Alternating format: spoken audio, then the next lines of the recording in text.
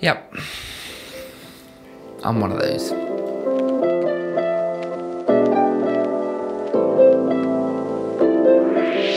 All jokes aside, a little while ago I picked up a Mamiya RZ67.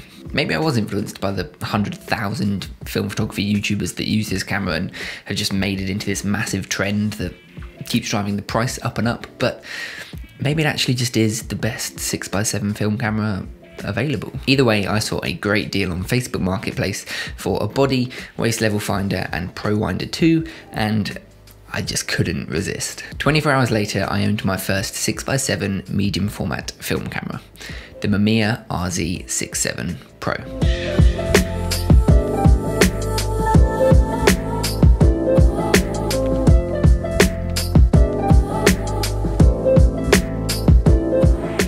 Like my Canon A1 video, this isn't going to be a super technical, in-depth review of the camera. I will, once I've shot a lot more with it, I will look at doing a review at a later date. But instead, this is now, I suppose, going to act as a second video in this sort of mini-series that I'm going to do titled My First Time. That'll document every new experience that I have in the world of film photography, every new camera that I shoot with, every new film stock. If there's something new that I experience in the world of film photography or videography or digital photography, it'll be under this series, and you can find it under this little playlist. And of course, this episode will focus on my first time shooting with the Mamiya RZ67.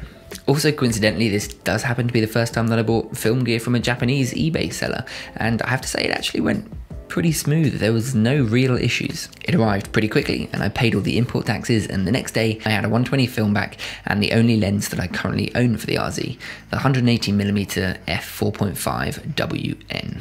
Now, this 180mm lens works out roughly to the equivalent field of view of an 87mm on the 35mm equivalent, so it's essentially an 85mm lens that is very common and is one of the favourites for portrait photographers. So I figured a portrait shoot with my good friend Carmela, who very kindly volunteered to be my model, would be the perfect way to test out this new system and the 180mm lens. I never really shot with a focal length longer than 50mm for photo work. Typically, I tend to prefer 35mm for my portraits. I've done video work with 70 to 200s and longer lenses like that, but never photo work and never portraiture, so there was a little bit of a learning curve going with that as well. Firstly, I was shooting a brand new camera system that I'd never shot before.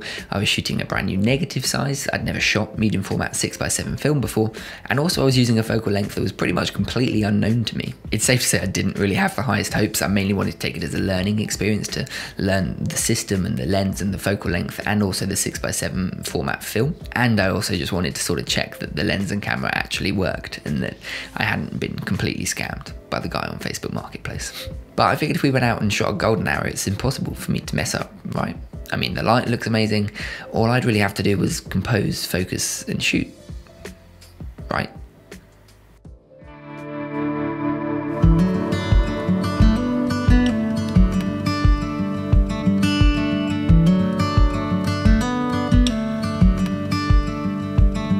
Be a warm place to lay when you're feeling cold, and I'll be all in when you wanna fold.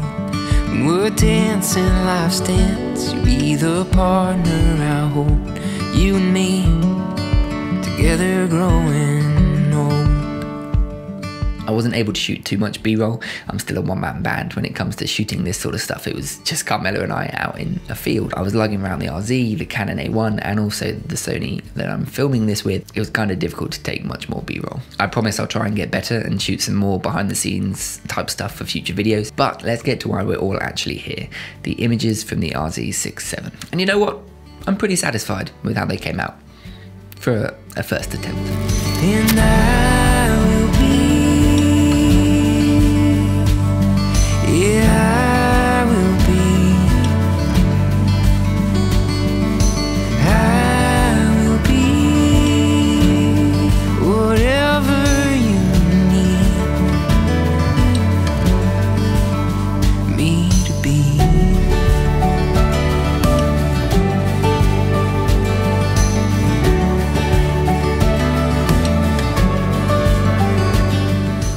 Now that was a selection of some of my favourite shots, the ones that I really loved and thought came out well from the shoot, and I probably should have prefaced this by saying that all of those were shot on Portra 400. There were of course some that in my opinion didn't come out as nice as those, and I did have some issues from a practical standpoint. I've never owned nor shot with a light meter, which I know is probably a heinous crime in the world of film photography. I need to get a light meter. But I simply use my phone and a little app called Light Meter that allows me to either take a meter for the whole scene or use a spot meter to get a proper reading for my highlights or shadows with a little nifty zoom function. But I will admit I was fighting against time a little bit and didn't want to lose the awesome light that we had, so I probably wasn't as conscious as I should have been when metering for my highlights or shadows, which did mean that for a couple shots Carmela was slightly underexposed. I kind of don't actually mind the look that these images ended up having though. They just had a little bit more pronounced grain when I brought up the shadows in Lightroom.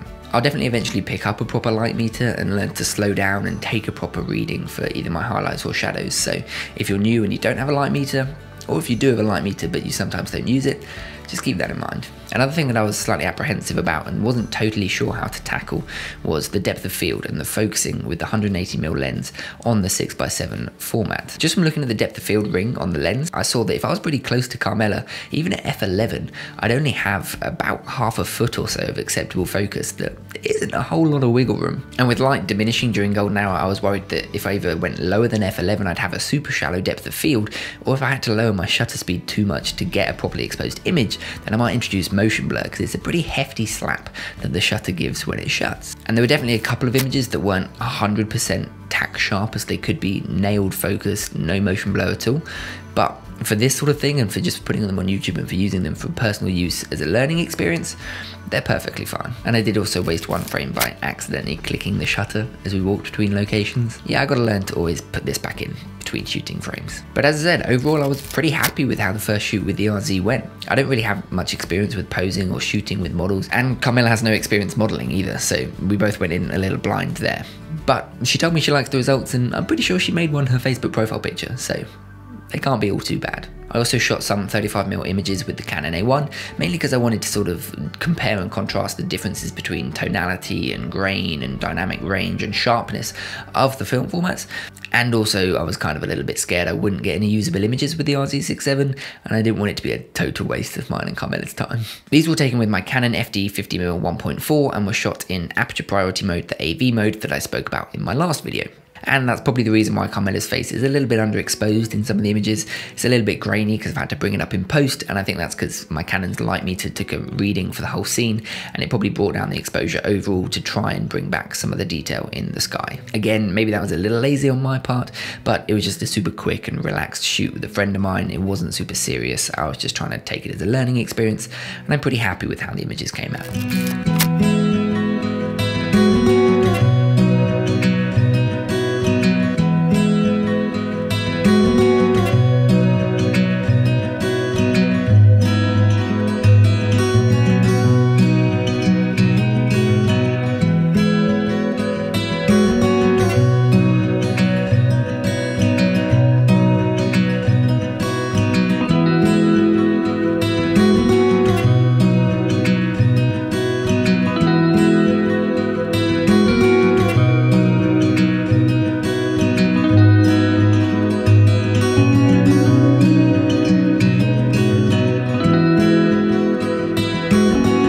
Overall, for a first attempt, I'm actually really happy.